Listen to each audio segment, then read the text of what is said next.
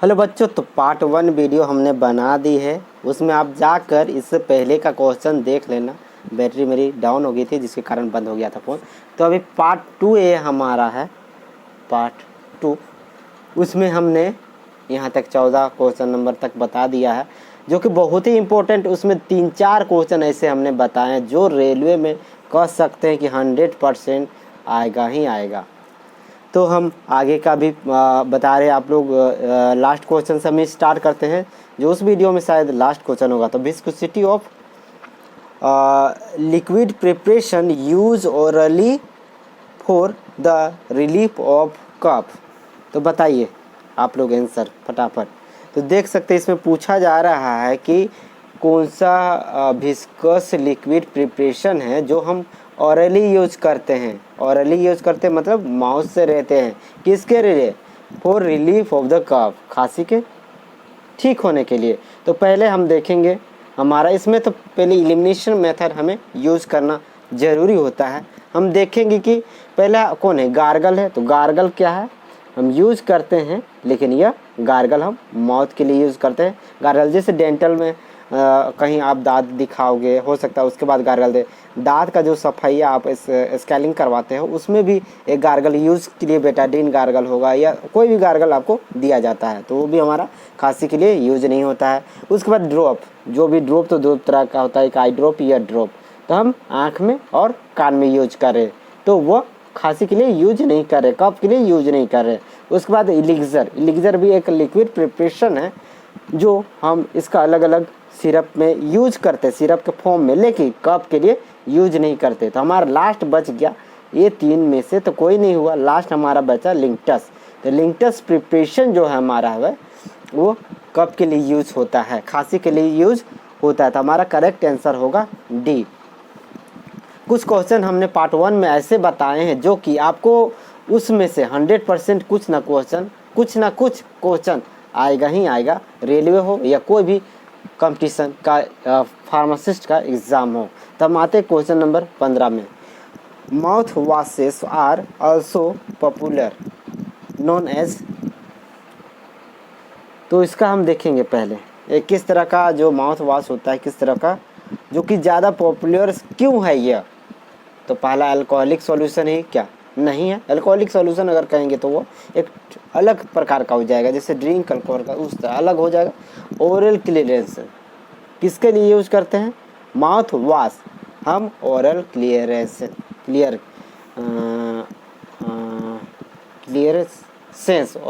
Oral clearance के लिए use करते हैं। ये हमारा आंसर हो जाएगा, ठीक है। लिक्विड डेंटिफिकेशन इसके लिए भी यूज है। माउथ सॉल्यूशन ये भी नहीं, हमारा करेक्ट आंसर बी होगा इसमें।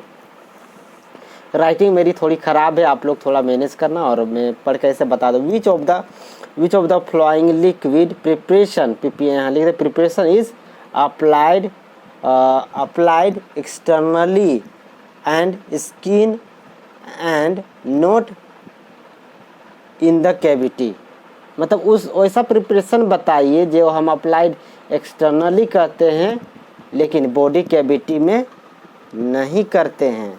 तो कौन सा प्रिपरेशन हो जाएगा? हमारा आई ईयर है, क्या है? आई ड्रॉप ये क्या है? हम आँख में डालते हैं। उसके बाद इनीमा हम रेक्टल रूट से डालते हैं। उसके बाद मतलब ये सब हमारा जो भी हो रहा है, क्वेश्चन हम फिर से पढ़ते हैं, ठीक है।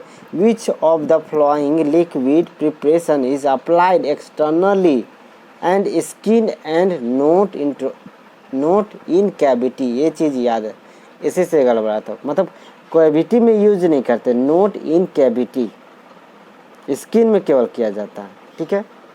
तो हमारा आई ड्रॉप, हम तो आँख भी एक तरह का कैविटी, उसमें भी इनीमा रेक्टल रूट में हम यूज़ करते हैं, वो भी हमारे कैविटी में हो जाए। उसके बाद हमारा कोलॉइडल सॉल्यूशन, ये हमारा ऐसे करेक्ट आंसर होगा। उसके बाद ये भी हमारा कैविटी में ही यूज होता है। तो नोट इन कैविटी, तो कोलॉइडल सॉल्यूशन जो कि हमारा कैविटी में यूज नहीं होता है, हमारा सी सही आंसर इसका होगा, क्वेश्चन नंबर 16। अब आते हैं नेक्स्ट क्वेश्चन नंबर 17 की ओर। क्वेश्चन नंबर 17 हमारा है यह बहुत इम्पोर्टेंट क्वेश्चन मैंने बहुत सारे मेहनत से इसे इकट्ठा की है, जिसमें 50 क्वेश्चन में आपको 10 क्वेश्चन श्योर है कि रेलवे एग्ज़ाम में आपका कोई भी कंपटीशन एग्ज़ाम में आएगा ही आएगा। ए thick viscosity formulation, thick viscosity मतलब जो विस्कोसिटी वाला रहता है फॉर्मूलेशन, उसको और ज़्यादा विस्कस करते हैं। Consisting of the aqueous suspension of insoluble inorganic drug is कौन सा है? आप बताइए आंसर। Lotion, paste, इलिक्जर? नहीं, हमारा आंसर हो जाएगा मैग्मा। कैसे? तो क्या बोल रहा है? Thick viscosity formulation consisting of aqueous suspension of insoluble inorganic drug, insoluble inorganic drug बोल रहा है, इसी चलते हमारा यहाँ पर मैग्मा आंसर होगा करेक्ट। आते next question, question number 18। Question number 18 हमारा है ट्रांसपेरेंट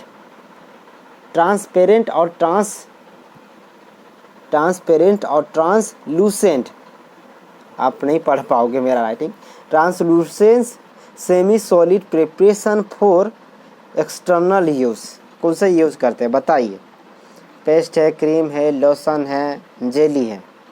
फिर से पढ़िए, देखिए क्वेश्चन बोलता है ट्रांसपेरेंट और ट्रांसलूसेंट, दोनों में एक ही बोल रहा है, ठीक है। Semi solid preparation for external, जो हम बाहर यूज़ करते हैं, कौन सा होगा इसमें बताइए? तो हमारा जेली होगा इसका करेक्ट आंसर, याद रखिएगा, ठीक है। जो क्या बोला, ट्रांसलूसेंट सेमी सॉलिड होना चाहिए फॉर एक्सटर्नल यूज़ के लिए, तो हमारा ये होगा जेली। आते हैं next question, question number 19। The liquid और semi solid preparation usually applied skin with friction and rubbing, मतलब कोई भी क्रीम हम लगाते हैं, ठीक है, अप्लाइड कर रहे हैं on skin, usually applied on skin, ठीक है, स्किन में हम लगा रहे हैं। विथ फ्रिक्शन मतलब क्रीम को हम लगाएं, उसके बाद क्या किए, फ्रिक्शन के साथ रबिंग किए, इस तरह से। बहुत सारे क्रीम होते हैं जो फ्रिक्शन नहीं किए जाते, लेकिन कुछ कुछ होते हैं जो फ्रिक्शन किया जाते हैं, तो वो हमारा क्या हो जाएगा बताइए? लोशन, लिलीमेंट, कोलॉइडेड सॉल्यूशन, बोथ मतलब ए और बी, लोशन, लिलीमेंट। तो बताइए तीनों में कौन सा आंसर हो जाएगा? पहली बात लोशन तो हमारा रबिंग नहीं करता, ऐसे ही अप्लाइड करते हैं। यहाँ बोला विथ रबिंग के साथ। जाओ बाहर आ रहे हैं, वो कबूतर आ गया है, जाओ खाना भूख लगा हुआ है, नहा लिया ना, जाओ धूप में बैठो, थोड़ा सा जाओ धूप में बैठ जाओ रुक। Question number 19। द लिक्विड और semi solid preparation usually applied to skin with the friction और रबिंग।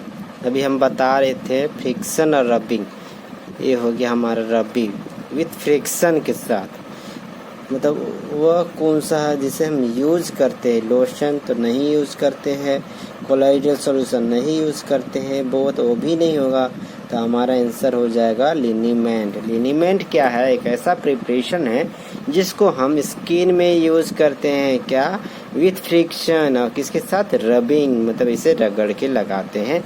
लिनीमेंट टाइप प्रिपरेशन, लोशन नहीं करते हैं वैसा, क्रीम भी नहीं, जेली भी नहीं, हमारा लिनीमेंट। यहाँ पर क्रीम जेली है भी नहीं, ठीक है, लिनीमेंट करेंगे। Next question, question number 20। Question number 20 में what is the diameter of large unilamellar vesicle? क्या लार्ज होगा डायमीटर उसका बताइए? What is the diameter of large unilamellar vesicle का बताइए? 0 to 100 नैनोमीटर, मतलब नैनोमीटर 600 to 800 नैनोमीटर, 400 से 600 नैनोमीटर, 100 से 400 नैनोमीटर। तो इसका करेक्ट आंसर हमारा होगा, इसमें कोई ट्रिक नहीं है, 100 से 400 नैनोमीटर। 100 से 400 नैनोमीटर हम याद रखेंगे।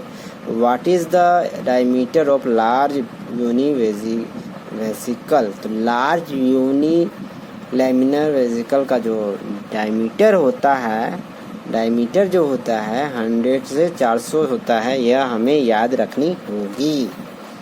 उसके बाद क्वेश्चन नंबर 19, द लिक्विड और semi solid preparation usually applied to skin with friction and rubbing. Friction and rubbing के बारे में बता रहे थे, हम लगाते हैं कैसे फ्रिक्शन और रबिंग के साथ। तो कौन सा है? पहला लोशन हमारा नहीं होगा, इसमें हमारा करेक्ट आंसर लिनीमेंट होगा। कोलोइडल सॉल्यूशन भी नहीं होगा, बहुत भी ऑप्शन है।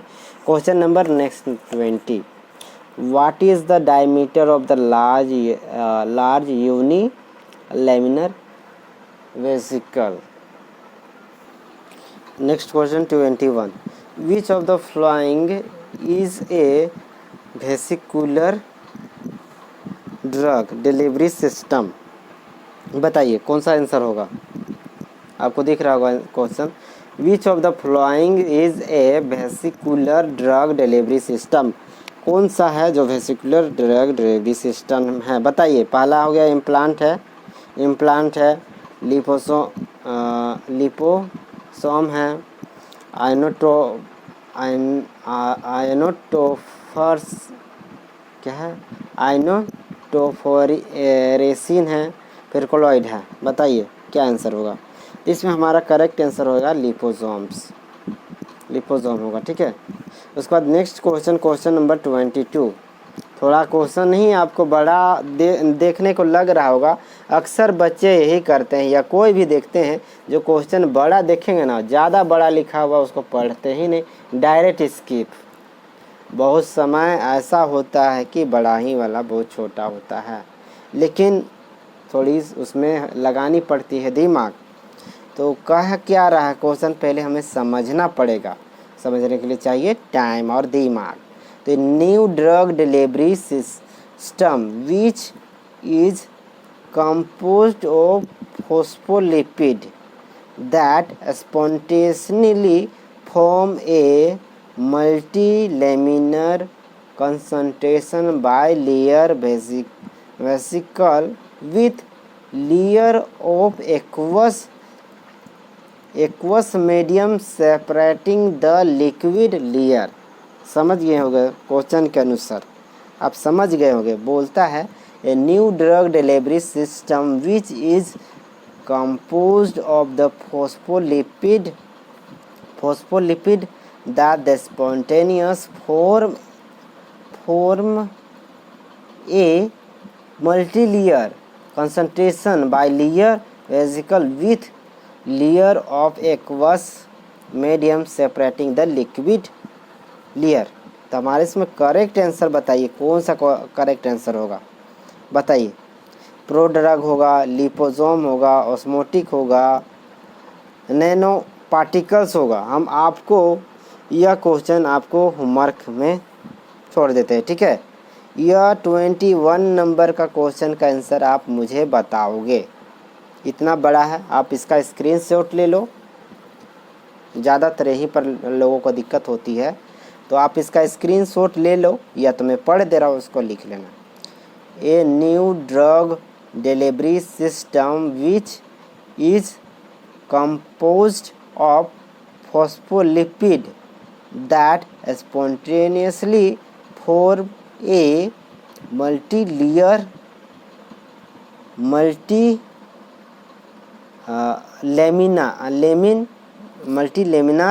concentration bilayer vesicle with layer of aqueous medium separating the liquid layer is A में है प्रोड्रग, B में है लिपोसोम, C में है ऑस्मोटिक पंप, D में हमारा है नैनो पार्टिकल्स। बताइएगा, आप लोग का यह रहेगा होमवर्क, कौन सा करेक्ट आपका आंसर होगा, ठीक है। क्वेश्चन नंबर 22 अभी और हम बताएंगे आगे। क्वेश्चन नेक्स्ट आते हैं हम 23 की ओर। बताइए। ऑक्यूसट्स आर, ये क्या होता है बताइए आप लोग। ऑक्यूसट मतलब क्या हो? जहाँ पर देख रहे हो ना वो है, मतलब समझ गए होगे ऑक्यूसट मतलब क्या होता है। देख सकते हैं आई प्रिपरेशन है, नसल प्रिपरेशन है, ओरल प्रिपरेशन है, सॉरी यहाँ ईयर है, ईयर प्रिपरेशन है, नसल प्रिपरेशन है, ओरल प्रिपरेशन है या आई प्रिपरेशन है, बताइए। तो इसमें हमारा करेक्ट आंसर होगा ओ का मतलब ये नहीं सोचिएगा कि और सट ई इसको याद करने के लिए आपका कोई ऐसा ट्रिक तो नहीं है, आपको याद रखना पड़ेगा। जहाँ पर ओकरसट आ जाएगा COUSERT है, ओकरसट आर क्या है, आई प्रिपरेशन है, ये याद रखना पड़ेगा आपको। इससे आपको ध्यान जाता होगा, आपको ईयर पे कान पे जाता होगा, लेकिन यह ध्यान नहीं देना है, आपको आई याद रखना है, ठीक है। ओकरसट मतलब आई प्रिपरेशन होगा हमारा करेक्ट आंसर। नेक्स्ट क्वेश्चन हम आते हैं, सोलिकेशन ऑफ लिपोसोमल प्रोडक्ट में be related to conversion of, बताइए, MLV टू ULV। यहाँ पर MLV का हो गया हमारा मल्टी लेयर, देखिए UNV का लिखा है यूनिलेमिनार वेसिकल, इसमें हमारा हो जाएगा मल्टी लेमिनार वेसिकल से यूनिलेमिनार वेसिकल। फिर लिखा हुआ है स्मॉल, इस मतलब small unilamellar uni vesicle, small uni vesicle से मल्टी लेमिनार वेसिकल। उसके बाद लिखा हुआ है मल्टी लेमिनार वेसिकल से स्मॉल यूनि वेसिकल, बताइए। नॉन ऑफ द अबव कोई भी आंसर है, क्या आंसर होगा इसमें, तो हमारा सी आंसर इसमें होगा, ठीक है, सी नंबर याद रखेंगे। डायरेक्ट यहाँ पर आप क्वेश्चन आप इसका स्क्रीनशॉट भी ले सकते हैं, जैसे sonication of the liposomal product में be related to the conversion of, याद रखिएगा MLV टू एसन, SUV है, ठीक है, सन से याद रखिएगा SUV है, ठीक है। Next question 25, what is the dosage form of the what is the dosage form for, यहाँ पर ठीक है, what is the dosage form for the drug to be administered under the skin, skin के under, बताइए क्या होगा। पहले तो हम ट्रांसडर्मल, ये तो हम स्किन चिपकाने वाला रहता है ड्रग, फिर रिलीज़ करता है टॉपिकल, जो भी क्रीम सब होता है हम लगाते हैं उसको टॉपिकल। यहाँ बोथ लिखा सबक्यूटेनियस, ये होता है हमारा अंडर द स्किन। जैसे हमारा इंसुलिन का इंजेक्शन कर सकते हैं, एग्जाम्पल में हम इंसुलिन एग्जाम्पल कौन से रूट ऑफ एडमिनिस्ट्रेशन से जाता है, तो कह सकते हैं सबक्यूटेनियस रूट से हमारा जाता है। यह किस प्रकार का रूट ऑफ एडमिनिस्ट्रेशन है, तो यह administered under the skin, skin के अंदर देते हैं, ये आप याद रखना पड़ेगा, सबक्यूटेनियस, ओके। आते हैं next question, question number 26, what do you mean by otic. Otic से समझ गए होगा आप, इसका आंसर भी समझ गए होगा। What do you mean by otic doses form, बताइए क्या होगा। ओटिक कुछ याद आ रहा है आपको, पहला ऑप्शन हमारा दिया हुआ है dosage form for the drug administered through the ear, ठीक है, dosage form for the drug administered through the eye, ठीक, dosage form for the drug administration through the nose, नहीं, both for the eye and nose, तो हमारा को क्या answer होगा बताइए। तो ओटिक मतलब होता है ईयर, तो हमारा करेक्ट आंसर हो जाएगा हमारा पहला फर्स्ट, ठीक है ना। ओटिक से ईयर याद रखिएगा, ओटिक ईयर, समझ गए ना। आते हैं नेक्स्ट क्वेश्चन, क्वेश्चन नंबर हमारा 27, विच of the following is A type of inhalational doses form, बताइए। इनहेलेशन मतलब आप जानते हैं क्या होता है, इनहेलेशन, उसको इनहेल करना यार, तो बताइए विच of the following is A type of inhalational doses form, बताइए क्या हो जाएगा हमारा। तो देख सकते हैं एरोसोल प्रिपरेशन रहता है वो नहीं यूज करते। टैबलेट हम चबाते हैं वो भी नहीं होगा, ए भी वो भी नहीं होगा। तो हमारा क्या होगा, केवल बी आंसर होगा, नेबुलाइजर।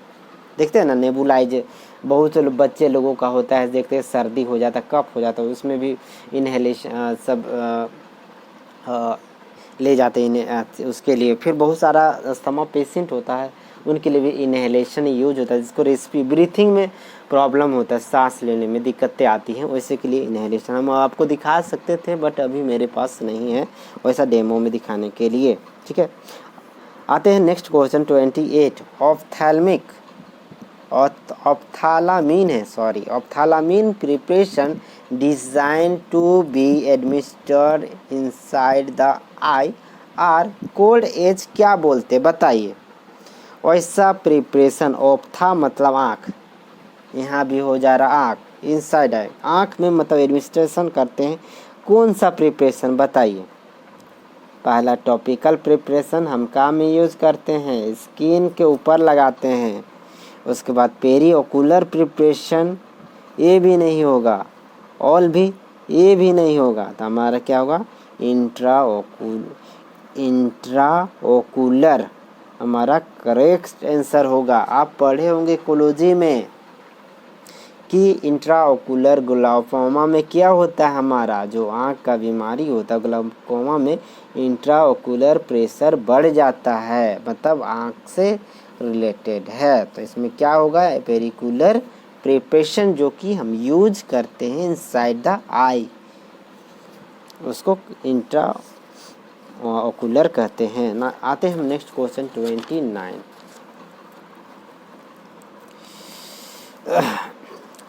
देखिए ये भी बड़ा आपको नजर आ, powder that are design for internal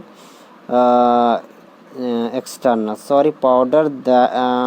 powder that are designed for external use acting as a therapeutic lubricant or protective are known as, यहाँ क्या बोल रहा है, लुब्रिकेंट और प्रोटेक्टिव दोनों बोल रहा है, ठीक है ना। तो बताइए कौन सा आपको आंसर हो जाएगा। पहला बल्क पाउडर है, दूसरा डिवाइडेड प्रिपरेशन है, तीसरा डस्टिंग पाउडर है, चौथा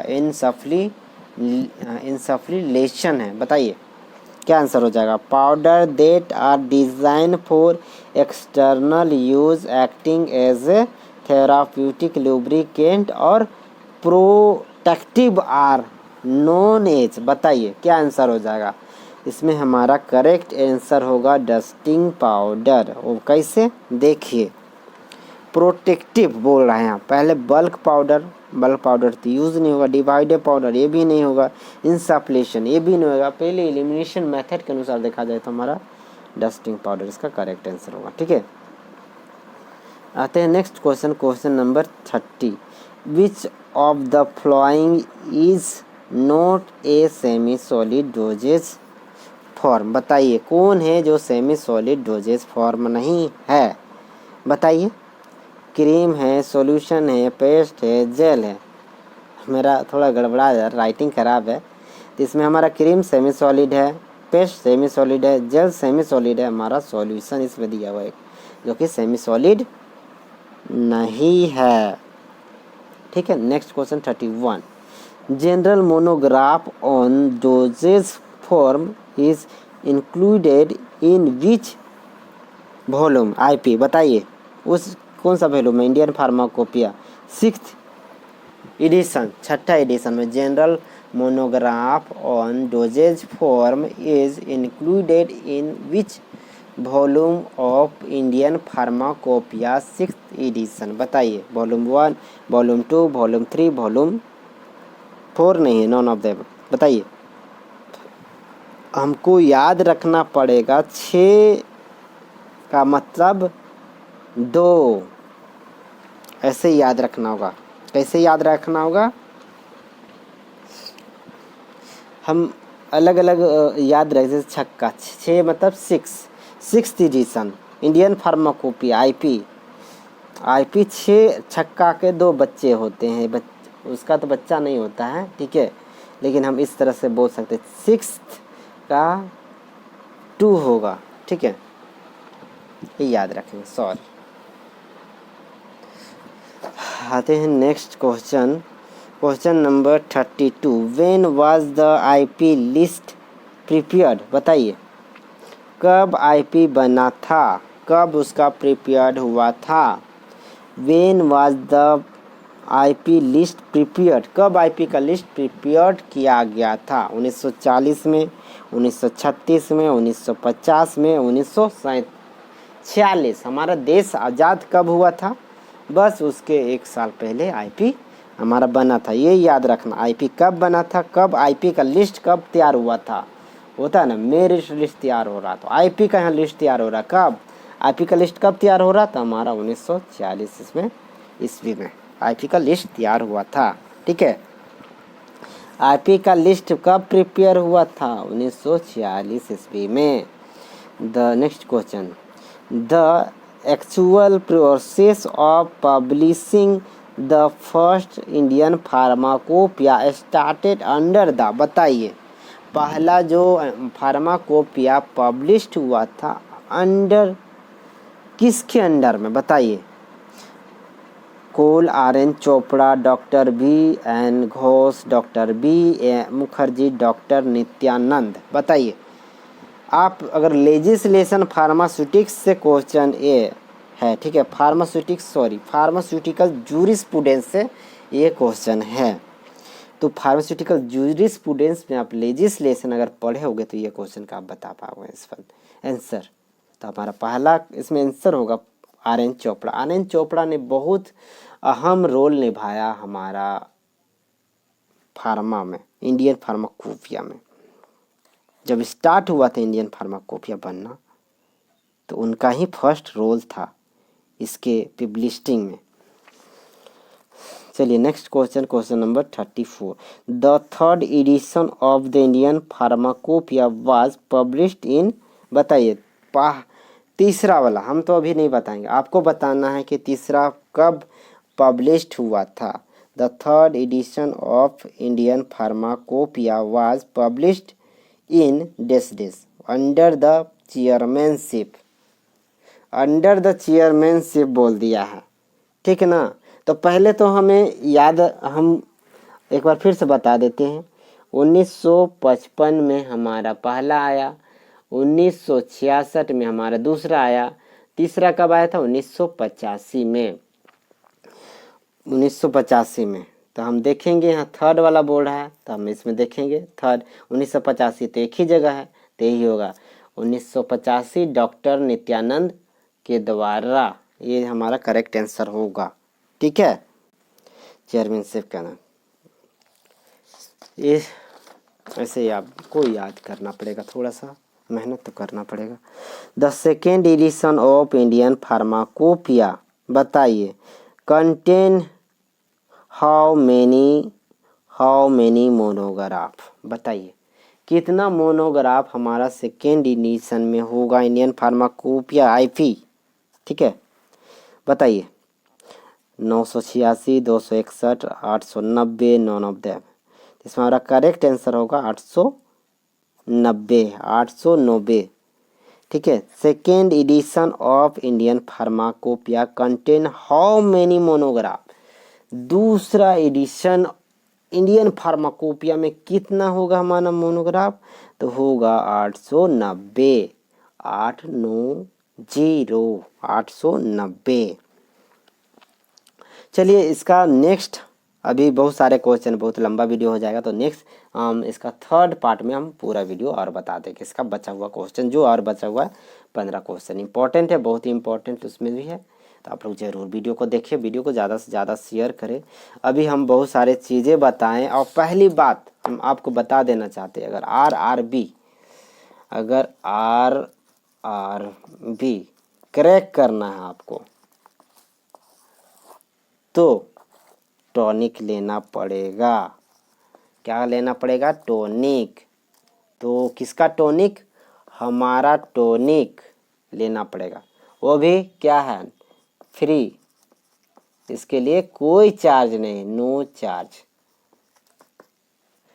तो लगातार हम इसी तरह से वीडियो आपके लिए बनाते रहेंगे। आपको अच्छी लगे तो शेयर ज़रूर करना। आप जितनी ज़्यादा मुझे सपोर्ट करोगे उतनी ज़्यादा मैं आपको, और इसमें आपको अगर कुछ आपको लगे कि कुछ अलग मैं बताऊं, मतलब या तो आप बताओगे कि जिस टॉपिक या जिस सब्जेक्ट से रिलेटेड क्वेश्चन बोलोगे, हम प्रत्येक दिन आपको उसका MCQ बनाकर देंगे 50 क्वेश्चन का। आप सब्जेक्ट कमेंट कर सकते हो, जो भी सब्जेक्ट आप बोलोगे प्रत्येक दिन हम उस सब्जेक्ट से 50 क्वेश्चन का हम एवरी डे 50 इम्पोर्टेंट क्वेश्चन का हम देंगे उसको बना के आपको। फॉर किसके लिए? RRB। किस फॉर्म में? टॉनिक। और RRB टॉनिक केवल मेरे ही पास है, ठीक ना। जानते होगे भी बहुत सारे तरह का टॉनिक होते हैं, लेकिन ये टॉनिक अलग है। तो वीडियो को ज़्यादा से ज़्यादा शेयर करें। जानकारी अच्छी लगी हो तो प्यारा सा कमेंट, और कुछ कमी रही हो तो मुझे कमेंट में बताना, ताकि मैं नेक्स्ट वीडियो में उसे रिसॉल्व कर सकूं। Thanks for watching.